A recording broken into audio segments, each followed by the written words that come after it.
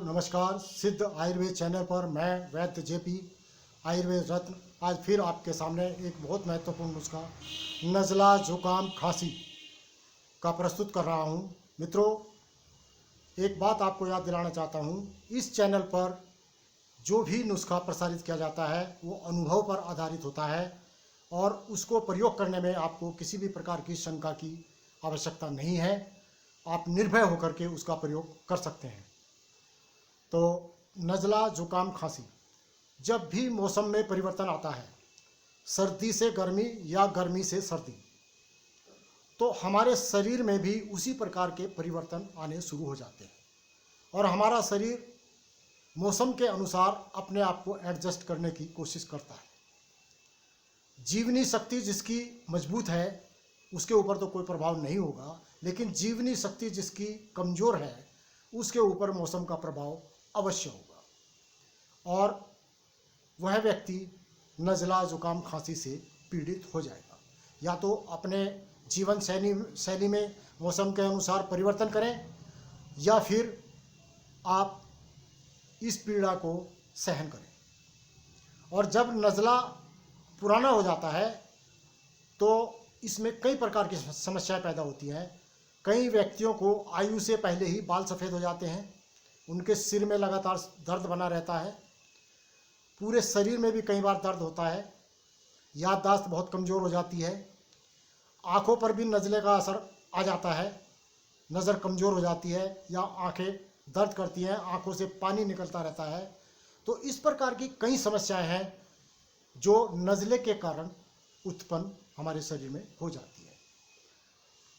अब इन सब से बचने के लिए आपको क्या करना है, मैं आपको बहुत ही सरल नुस्खा आज बताने जा रहा हूं। आप इसका उपयोग करें और लाभ उठाएं। आपको लेना है सबसे पहले सौंठ, काली मिर्च, लौंग और दालचीनी।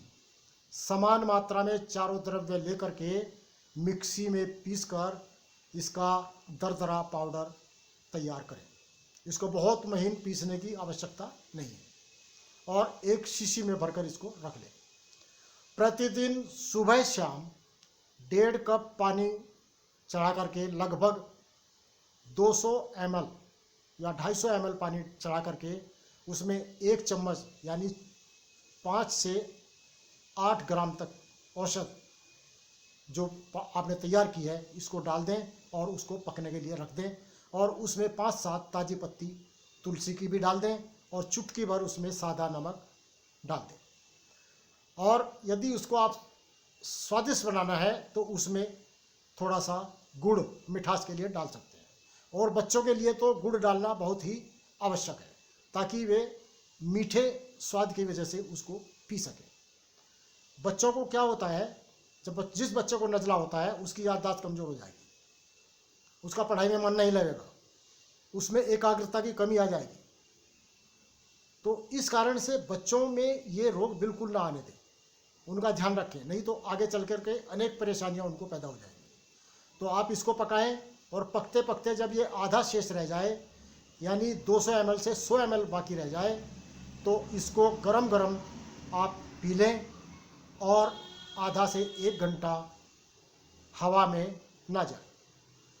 और यदि नज़ला जीर्ण है यानी नज़ला बहुत पुराना हो चुका है, क्रॉनिक है, तब मैं आपको एक सुझाव देता हूँ, संजीवनी वटी। ये आपको आयुर्वेदिक मेडिकल स्टोर पर उपलब्ध हो जाएगी। इस वटी की एक मात्रा, केवल 1 वटी इसी काढ़े के साथ सुबह शाम निगल जाया करें। आप देखेंगे आपको पसीना आएगा और पसीना आने से सभी रोगाणु आपके शरीर से बाहर हो जाएंगे और आपको राहत मिलेगी। और क्रॉनिक नज़ले में, जीर्ण नज़ले में इसको 20 से 25 दिन तक लगातार प्रयोग करना है।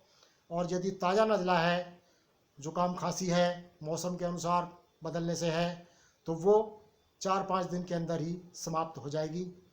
ये आप निश्चित मानकर चलिए। बहनों भाइयों, नुस्खा पसंद आता है तो उसको लाइक करें, शेयर करें और चैनल को सब्सक्राइब करें, घंटी का बटन भी दबाएं ताकि ये सरल घरेलू नुस्खे, अनुभूत नुस्खे आप तक शीघ्र अतिशीघ्र पहुंचते रहें और आप इनका लाभ उठाते रहें। आपका बहुत बहुत धन्यवाद। नमस्कार।